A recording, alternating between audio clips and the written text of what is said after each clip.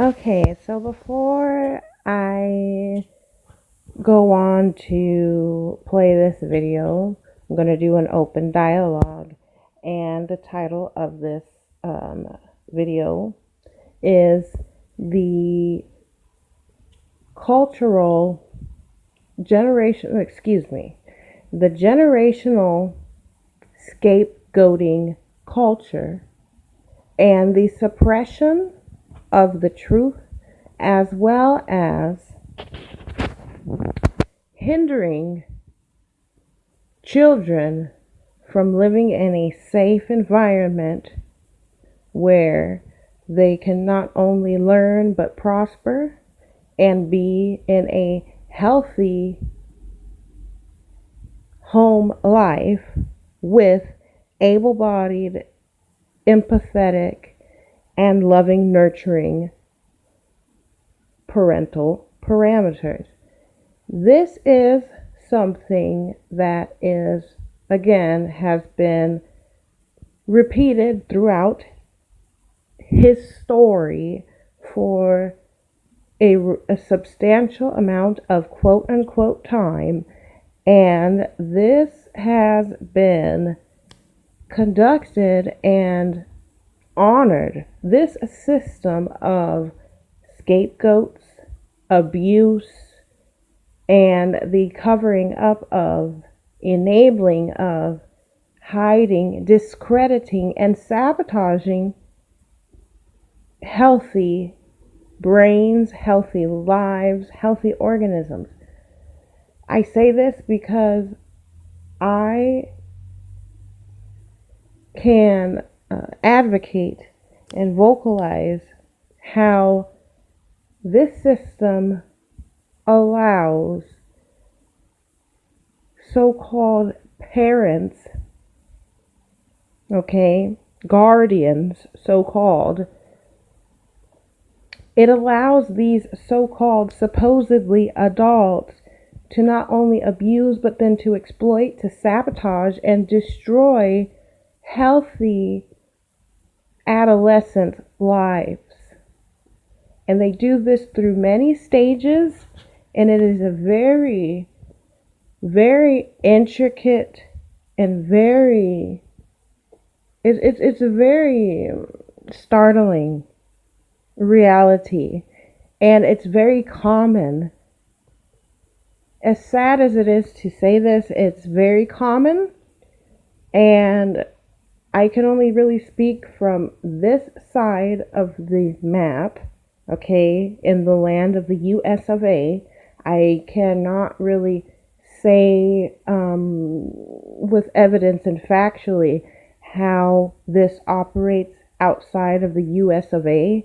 However, I have experienced this very destructive abuse that is done on the behalf of our so-called parents, so-called adults and guardians, the ones who are supposed to raise us to be functionable adults, to then be released into society, and then society gets this end product, as if there ever was such a thing. But they're getting what you see often is this terrible behavior, or a lot of behavioral discrepancies that are later misdiagnosed, and it's mislabeled. It's seen as so many labels and misjudging, misunderstanding, and a misinterpretation of what you're seeing.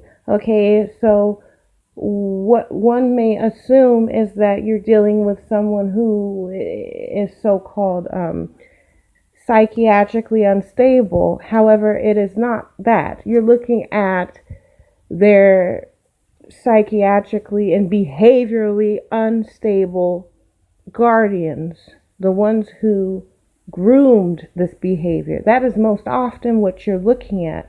So then the blame goes upon these scapegoats or the quote-unquote survivors. However, it's hard to even make that statement, such as a survivor, because of the damage. Now what I'm not saying is take on this woe is me pity party. That's absolutely not what it is. However, what often happens in the US of A construct, the social interaction game, is that so many adults, okay, so they're no longer able to go 18 and younger, right? So they're considered to be adults and coming from a source of dysfunction.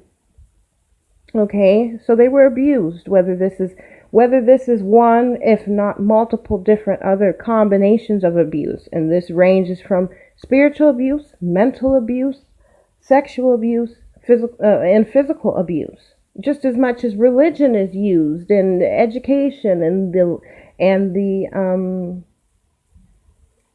the lack thereof education, or the deprivation of education realistically, and a lack of a nurturing and reliable source of parenting. This happens all throughout this nation, the US of A. And it is not only to one specific targeted so-called ethnic group. This goes on in every single layer of whatever nationality. It touches everyone. I mean, it doesn't touch everyone, but it gets everyone. It's not a racial division. This happens in all of the ethnic groups. And this has been a generational thing. And it is shameful and it's disgusting, because the people who they do this to, the children who they do this to, are probably some of your geniuses. However, you cannot really recognize them as such because of the damage that's been done and the opportunities that are withheld, and then the suppression of these children's voices. Whereas these authoritarian figures, as well as the adults, the guardians, the parents, as well as some of the other familiar relatives, are assaulting these individuals, these side effects. Okay, you're looking at the side effect of most often cases. If you see any type of behavioral disturbances, discrepancies, you're looking at the failure of parents and the failure of a healthy and functioning environment. That's what you're looking at. And it's not to take any responsibility off of the aftermath. It is, however, going on to say is that, okay, it's one thing to act out and to harm people. If you see, or if you've ever came across or interacted with someone who has anxiety, or so-called, and these are recognized on, by the whole pharma and psycho. And I'm not against psychology, by the way, just to get that out of the way. I'm not against pharma. I'm not against psychology. What I am against is how it's being used, and it has been used, not in all cases, but many cases, it's been used as a weapon rather than as a source of alleviation to uplift and create a functioning adult, or to alleviate this issue. So such as these behavioral problems, which are recognized as disorders. However, it may be disorder, but what it is dysfunction, and this suppression of truth, suppression of identity. It's a suppression of one's true self is what's going on. And what we often see is a plethora of people, diverse. It's very diverse. It's not just one targeted group. And it's not just Caucasian. It's not just African. It's not Hispanic. It's not Asian. It's not mixed. It's not, none of that. It's none of that. It's every single name an ethnic group, and yes, there's going to be this generational pattern, okay, where people are being abused, and children, and they do it to the children, so that what you're seeing is later on in life, if you see people with behavioral problems, or they have anxiety, so-called depression, or have hypersexualization, or sometimes get very upset and angry, or have a difficult time with expressing their emotions. This is because this is coming from the lack thereof, a healthy environment where there was love, nurture, education. There was a good interaction between this child and the adults and relatives. So let's go on ahead and play this video. I'm going to pause it and then add in my 2 cents, my 20,000 cents worth. And this young man, even though this video was done some years in the past, it's very true, and I can relate to it on many different levels. However, this is as you can see, is a Caucasian young man, and clearly I can recognize that he's being honest, he's telling the truth. And this story, like I said, is not, it's sad. It's sad because he's very wise. He's able to communicate, so he's not incompetent. He's very competent, and he's very much aware of what is going on in his life, and he's able to express himself. But yet, in this dynamic where the suppression of children and the suppression of a healthy development, or a more successful transition from adolescence into adulthood, that's what's been severed, and it's been weakened for quite some time through education, through the exploitation of children, and through and the worst part of it is this is our breeders, his breeders, the very people who we're supposed to take care of, and what you're seeing. And then later you'll see this pattern of more dysfunction come along, not because these people who are now with these disturbances from the tormented hell that they've endured at the hands of the very people who were supposed to be there for them. And then so the ones who are the first wrong, the first crime, the first criminals, the first guilty party are the relatives, the groomers. And then the second is the ones who sweep it under the rug, which is, okay, you know who that is. Your own feelings about it. You're in the middle of something that you don't really want to be in the middle of, as far as yeah, I don't want to be in the middle of it.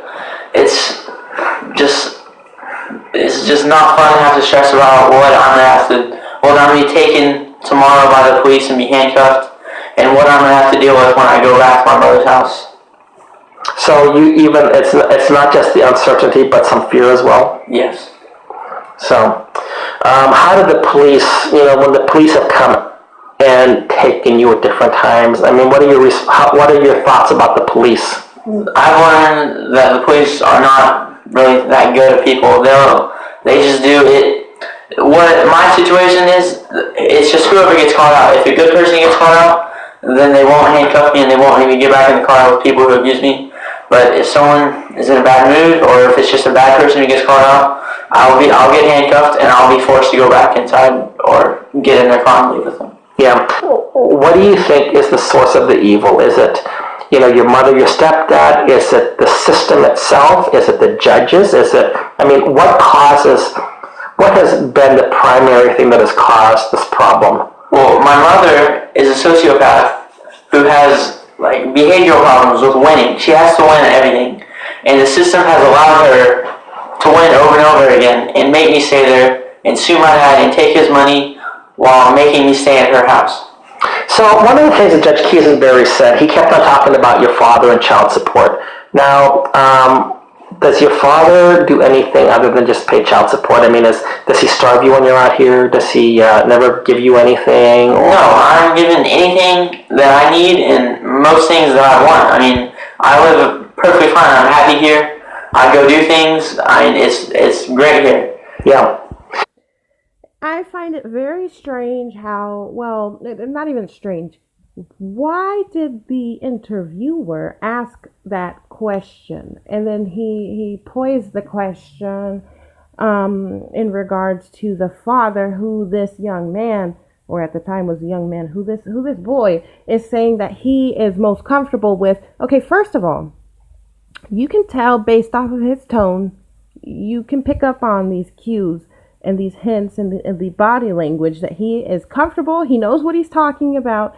He has a grasp of the linguistics breakdown of this. He can comprehend this, and he's able to answer these questions. So for the interviewer, and not to discredit the interviewer or have anything, I'm not coming from an antagonistic, but I just find it strange how these certain questions are positioned, because they go on to say, well, did he ever starve you of anything? See, this whole thing of introducing, it's this line of questioning introduces a narrative that is not congruent with what the interviewee, the young man who's being interviewed, this is not his line of what he's speaking about. His main purpose of this conversation, he's made his point. His point has been clear from the beginning of the first minute of speaking, is that he wants to live with his father. He's already said that his mother is a sociopath, and I believe him.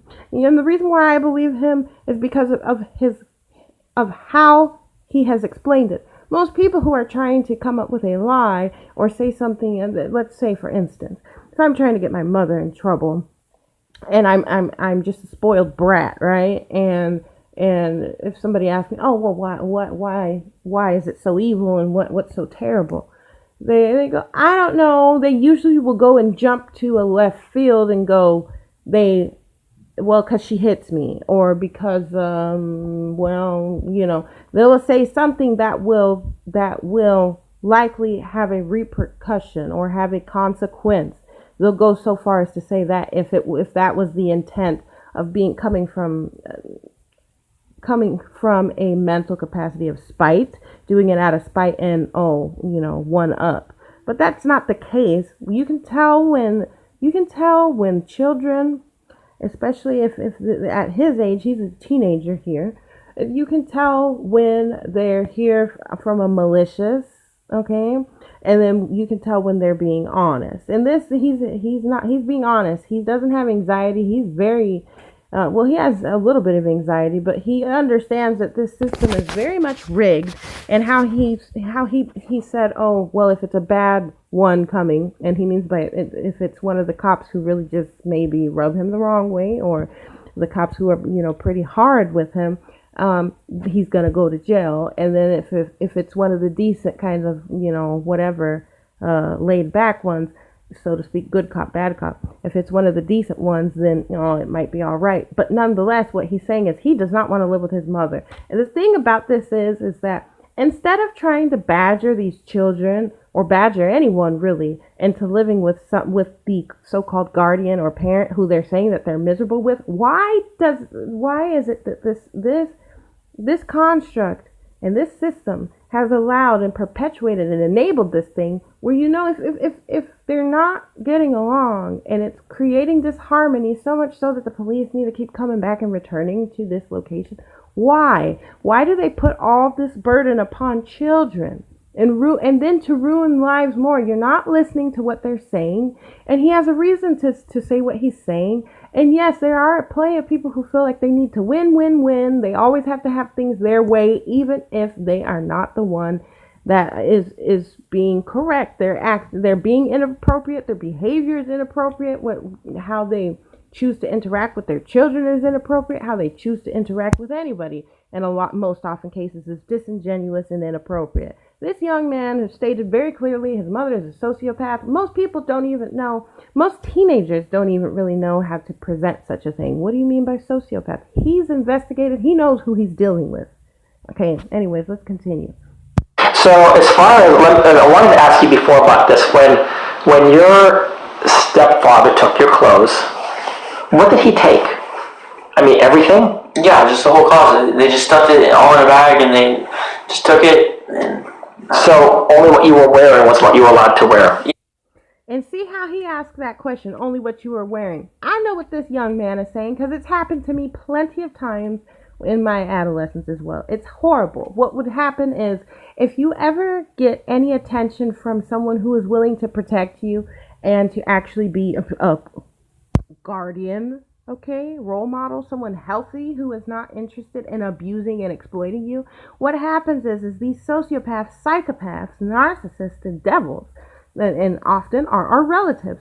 What they'll do is they'll take away out of jealousy and out of spite and hatred for the other parent as well as the offspring, because they can't even see themselves within their children. They don't see us as a separate identity from them. They live through us. So what they'll do is anything that we get from them, either they'll break it or they'll throw it away or they'll withhold it. They'll take it. They'll, sabotage everything and then take it out on you. You'll be punished as a scapegoat or as someone who is trying to get out of this, as an adolescent child, teenager, whatever, trying to get out of this. You will be demonized if you seek to go the healthy route or to be in an environment with people who actually care about you and want to see you do well and want what's best. And that's what these perpetrators, betrayers, and actors and actresses have done. And these actors and actresses, being the breeders and our so-called guardians, are totally just, it's like the Dr. Jekyll, Mr. Hyde aspect.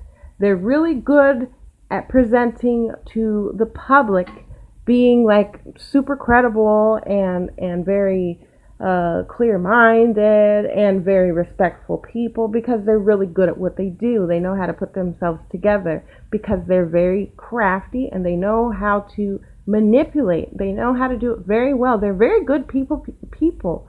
Like, they're really good at working with people. They know how to interact with people and they know how to be very sociable. But when sometimes they do slip up sometimes if they get too comfortable with others. However, the thing is that normally they can convince people, of so-called higher status or higher positions of these careers and all these different things, whatever, such as judges and lawyers, because how they present themselves. Watching these perpetrators, these betrayers, these breeders of ours, just nonsensical. I don't even know how these came into existence, but nonetheless, this is the truth of it. And we're able to articulate this even from a young age, but we are discredited, we're silenced, nobody cares, it's swept under the rug, too many excuses, and it never really gets resolved. And their way of resolving it, and by this I mean the agencies and whatever, their ways of resolving it is by not resolving it and then to just leave it alone, or to say, oh, well, we don't want to separate the family, and how will we be able to put on, they just go ahead and choose for you. They don't give a damn about none of your kids, trust me. They don't care about you, they don't care about your kids, they don't care about nothing. It's a very terrible, terrible thing what they do. Some instances they have, but in those instances, it's because the reality for that child was so terribly extreme. But by the time they finally get in to resolve it, so much has already been done. And I've only heard a small few cases of where they were actually, a 5-year-old locked in the closet or locked in the cage. It's disgusting and it's disturbing. It should never be this. It should never be this. Oftentimes they take children from loving homes over pitiful reasons and pitiful, whatever, the breakdown. They don't like the ways and that they raise their child, but their child is healthy, their child is fed. They just don't like their personal choices that guardian or parent does with their own personal life, which has not hindered the child from developing. And you can hear this, so many stories. The stories are just several. It's exhausting. But anyways, let's listen to this. We'll continue listening. It took your socks, your underwear, everything? Everything. Shoes? I had the shoes that I had on. Okay, and how long were they planning to keep it? I don't know. However long, and they felt like it was punishment enough for me for wanting to live with my dad. Wait a minute. Punishment for wanting to live with your dad? Yes. So they're trying to punish you for wanting to live with your dad, and they're going to call that acting in your best interest? Yes. And the police call it parenting. That's what they say it is when they come out. They can do whatever they want. It's parenting. Well, it's very interesting because often the police go after people that when they're parenting, everything is fine, but they find something that they say, well, this is abusive. You spanked your child, that's abusive. Spanking should be... Those are not the interactions with the police I've had. Okay. The Parker County Police... Because most people always jump to this mentality where physical abuse is the only thing that is abusive, and this is so far from the truth. It's this whole thing about control. Okay, I can understand or I can comprehend things like, having rules as far as, you can't be up past 9 p.m. It's a school night. Okay, that's reasonable. Some of these things, though, and they're not, I'm not sure. I can't say, actually. I won't go on to say that whether this is fact or not. I question whether they're trained on this, because they're not psychologists and they're not therapists and counselors. They're usually coming to the scene for like domestics and for violence or for drugs and distribution and things of that nature, right? Okay, I'm just going based off that, or some type of threat and things of that nature. But with this, they're not. I'm not going to even. I wouldn't really place the blame with the officers, because they're not trained for that. They're not trained for that. The thing is that the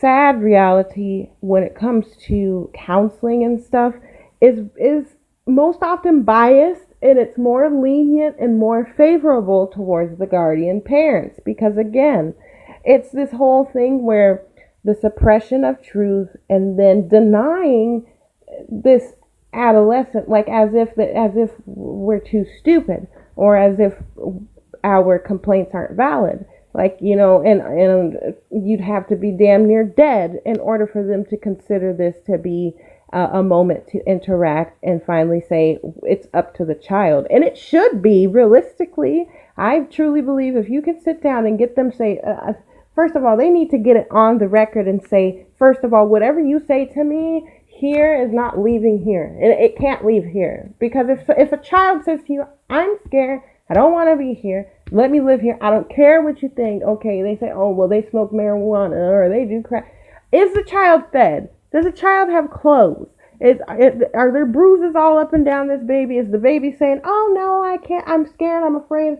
See, the thing is that some of these narcissistic, parasitic guardians, what they do is that they prepare scapegoats and their children of which they abuse to lie. And you can always tell when a lie is there. And if you can't tell, then you better get them doggone tests up in there, because if you can't figure out the lie, then I don't know what else to say. It's very easy to read. You can tell by the line of it. But what they go is, I just can't believe that they would ever do such a thing. But then so much evidence. And then, and how, it's just so crazy, because what they do is they end up allowing this completely just sabotaged, and it's a sad sight to see. Is a child with a brain, okay, who has the intelligence and the capacity, but then is hindered and halted and almost, in some cases, destroyed. And you don't see, and most often people mistake it as them being some crippled, or like they're incapable of understanding up from down. Like, no, just because you survived trauma and so childhood abuse, you've survived through that, and often, this worst part of all, is it follows you. You don't just get to kiss it goodbye and start over clean. No, it follows you, because they make it their goal. There are the breeders, guardians, and the haters, the relatives. They make it their goal to bring that scapegoat down. And that's what you're seeing. So when you see people very angry and anxiety, antisocial, fidgety, just some type of whatever characteristics that just don't seem what people consider to be normal, if it seems outlandish, it's because it is. And you're looking at the failure of the guardianship and the parental, the parents were psychotic, sociopaths, evil, narcissistic, selfish, and they took all their just terrible aspects. They took all of that and what they think of themselves, how they feel, and put it upon that child. So now you're seeing the aftermath of that, and it happens quite often. I'll tell you, in the U.S. of A., the two groups that you're going to see this most common in, and people are going to be upset. I don't really care, but it's the truth. The most common scenarios where this occurs in the U.S. of A. is in Caucasian boys and in the melanated females. That's who the two most prominent targeted cases are, where they're not resolved. I know it sounds messed up, but for the two other outlier groups, which would be the melanated male and the Caucasian European female, there are resources, and they do take the effort in attempting to reconcile this trauma survivor. There's much more emphasis and effort and interaction or intervention, really, to attempt to salvage, if possible. Now, you can debate me all you want, but hey, it is what it is. This is coming from me. I have no reason to send you astray, and unfortunately, people should listen much more. They should, but they don't. You just say, oh, they're crazy, they're lying, allegations, or so-called accused, or saying, accusing. No, this child is stating facts. Are not good people. I've had good interactions with the police in Frisco, but never in Parker County. Okay, how many interactions have you had with them in Parker County? Like 4 or 5. Okay. So, just to be clear, if you were speaking right now to Governor Greg Abbott, if you were speaking to the President of the United States, if you're speaking to the judge, if you're speaking to anybody, what do you want right now? I want them to change the system to not allow this to happen to anybody else. And what about as far as for you personally? For me, yeah, I just want to live where I'm at. I don't need anything else. I just want to live here and to get away from my mother. Okay. Tell me anything else that you want to say. I want to say my dad never took me or abducted me from my mom. I wanted to live here. Will continue to want to live here. And I just want to get away from my mother and her husband. Hit me and just done all kinds of stuff. Let me ask one other question. Yes. The things that your mother is alleging, are they true or are they false? They're all false. They're all false. So she's submitting stuff to a judge. Yes. And she's lying. Yes, she lies all the time. She lies to the police officers.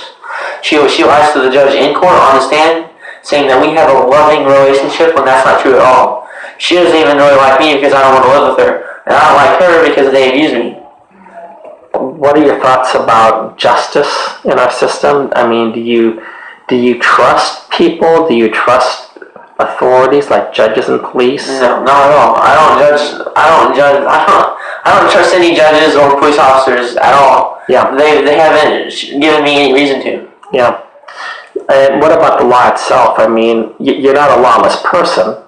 I mean, you respect the law. I respect the law. I follow the law. Yeah. But the people who enforce it are not good people. They don't follow the law themselves. Yeah. Okay, so again, right now you're an A student. A couple of high Bs. And there's another thing.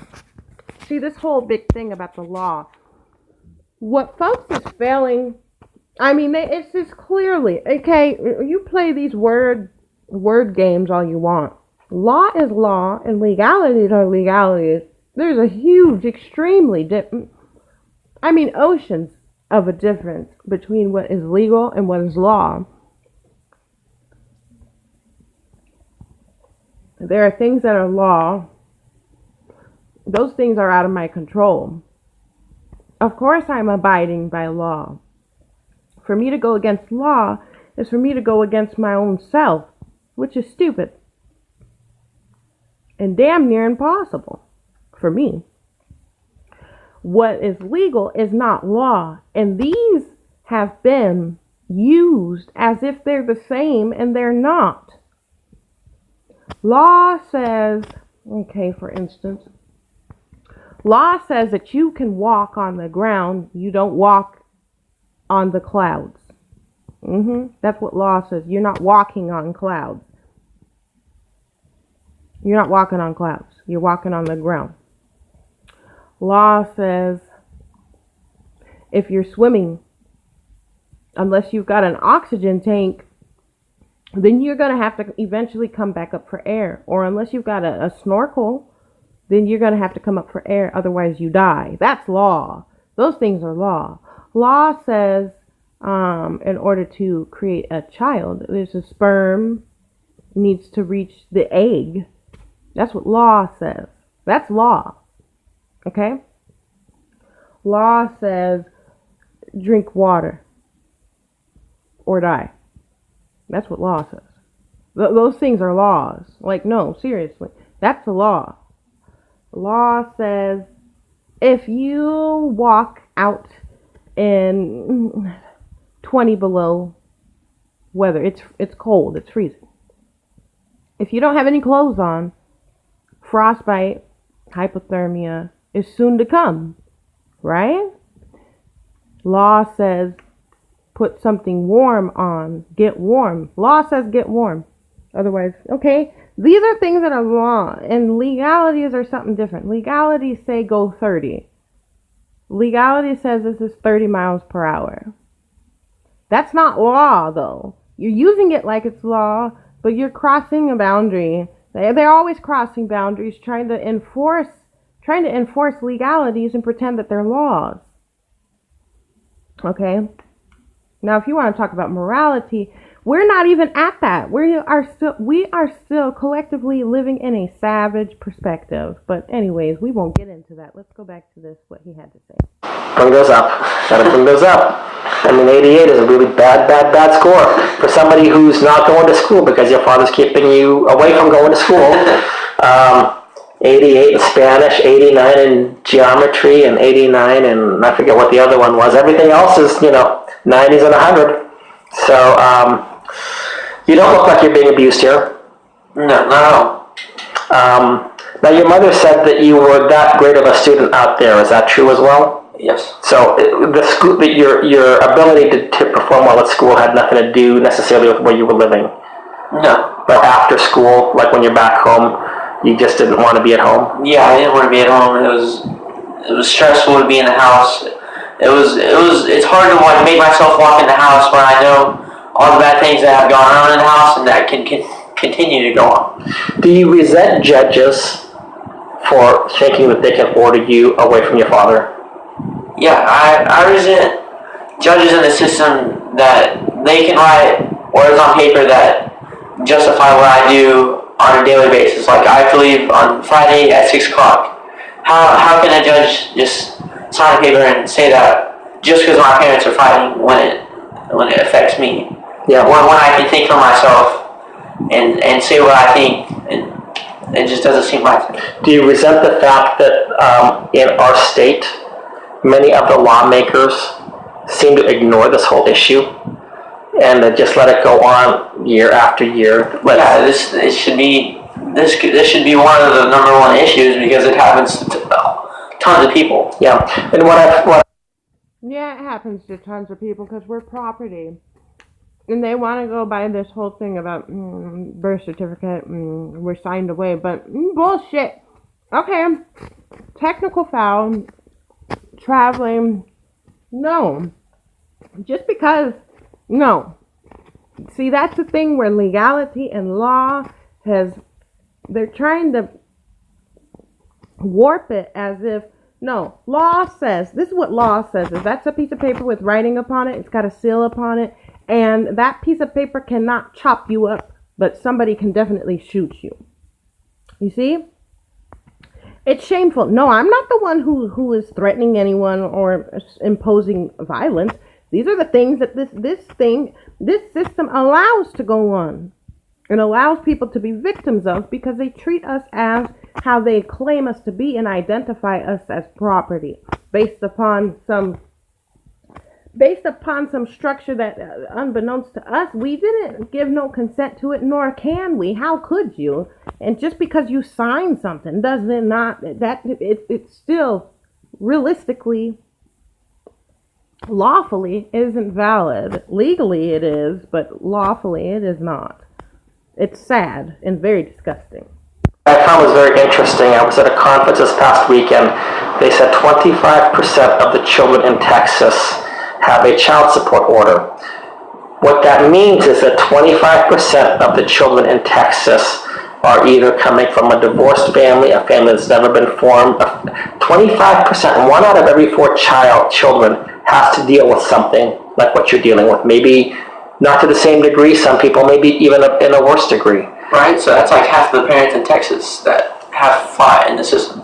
There are a lot of people, yeah, and because, every year, what's happening is every year there's more people, and then some people age out, but there's like a new fresh inflow of people. So I think that when you look at this number, even though it says 25% right now, if you look cumulatively, I'm guessing, and I can't say that for, definitively, but the number is much, much, much higher.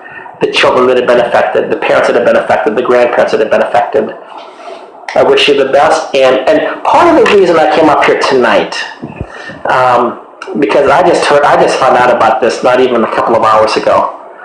You have a fear right now that somebody's going to come and take you back to live with your mom. Yeah. And you'll never get to speak again. Right. I'll just be locked up in their house. Yeah. And you want your voice to be public.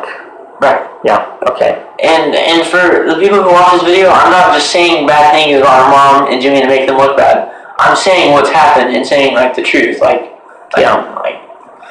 didn't just come and ask you to come here so I could talk bad about them. I'm just saying what's happened and what they put in an order, and that it's a lie, and that my dad is a good person.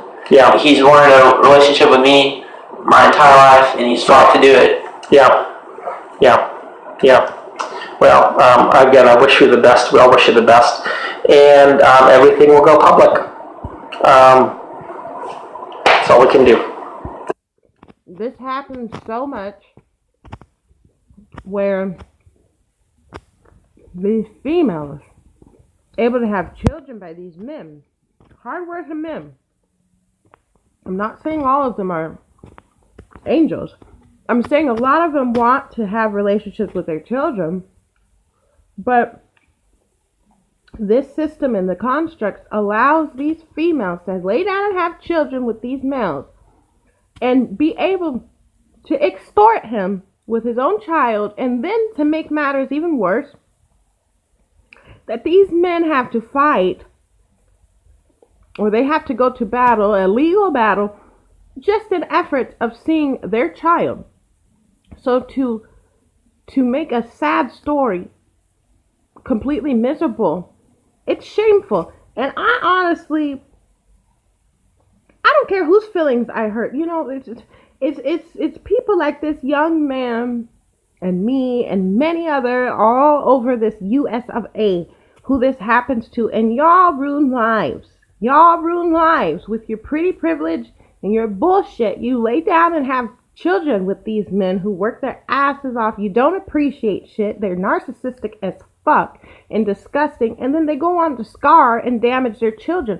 So then it just goes on ahead and hypes up this dysfunctional generational trauma, which if these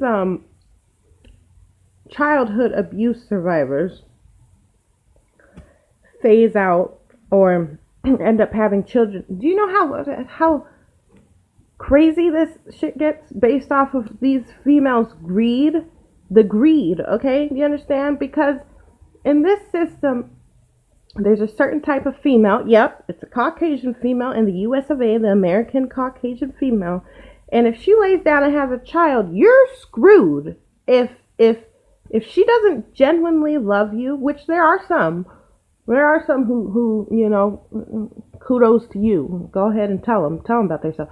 But there's too many cases where she's able to get money, okay, child support and alimony and whatever. She's leaving with something. She keeps the child hostage to make matters worse, to insult her own offspring, and then to traumatize, harm, abuse, violate their own child. Okay?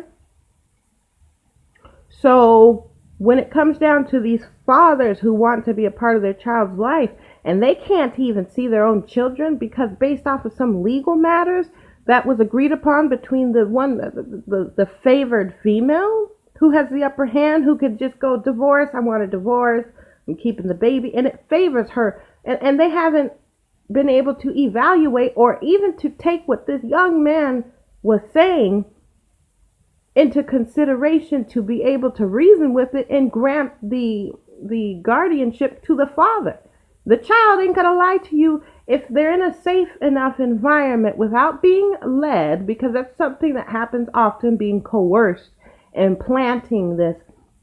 The psychologists do it, psychiatrists do it, therapists do it, police do it, all detectives do it. They're leading coercion and trying to introduce all these other what ifs and how they position the question, how they choose to direct the question, which then ends up giving it some room to have a flaw, to make it work in the criminal's behalf. Am I saying that all mothers or that all females or mothers that get a guardianship or, parental rights are terrible? No, I'm just saying too many, far too many have been able to use this system in such a high, it's horrible, it's horrendous, it's shameful, and that's just disturbing.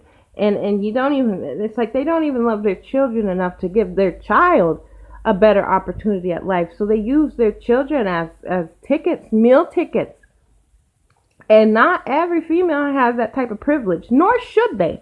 By no means am I saying that, justice means that I want to take on the position that she has. No. Justice means that justice applies to the full around 360. Everybody needs to get what they need to get in order to be in a more functionable output. Okay? So it's what is most essential? What is priority? What needs to be done? Justice. Justice is clearly lacking, and I think it should be eradicated from so many of these figures. Okay, it may be some legal definitions and terminology and going by the book, so to speak, but that book needs to be burned, because these ideologies have scarred and ruined and destroyed perfectly healthy and capable individuals, and nobody seems to give a damn. They'd rather go based off these penal codes and go off of this and that, and playing it by this system construct, which is harmful. It's more detrimental than it is constructive, and that's what justice is. It's constructive, is necessary. So you scarring, got children, teenagers stressed out and having to have anxiety and build up this broken or disturbed character, which has introduced the lack of self-confidence, or crippling them with anxiety, paranoia, depression, and other types of discrepancies and disturbances behaviorally. And then it is then hidden or kind of just silently swept away by calling them bipolar or having, whatever. No, it goes more. You need to take it a step further beyond more than anger management. Like, seriously. But we don't want to face that beast now, do we? They'd rather put it all upon the ones who are either, surviving out of this trauma, childhood abuse trauma, or the ones who have been very much disadvantaged by it, and then they dare to say, call them criminals, because based off of how they choose to self-medicate, or perhaps they'll use sex or get addicted to sex or pornography. They've got their ways. Everyone's got their ways and their little niche. So It is what it is. But you're upset by that, but you won't actually go and get to the root of the problem. No, because if you go to the root of the problem, they find out that they're having to end up having to self-evaluate and really re-evaluate what they consider to be a career, which is destroying people's lives. Thanks so much. Thank you.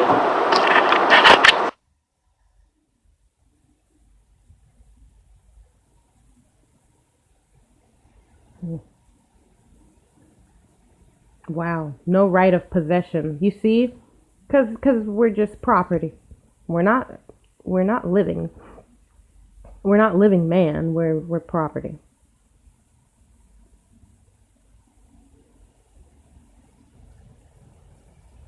What's in the best interest of the child? They don't give a damn. They'd rather blame it on the very people that they were supposedly supposed to protect. All these programs, all this funding, all this, nosiness, prying into, questioning the child, really just violating all aspects. There was never any privacy here. Not let the child speak on his own behalf. Yup, has not looked at the evidence. The only public voice the child has been given is through the interview he gave to me. Please do not let his voice fall on deaf ears. And it didn't fall on deaf ears, but to the people that do hear it, it is. I mean, I hope that he's able to get his story out and keep getting his story out.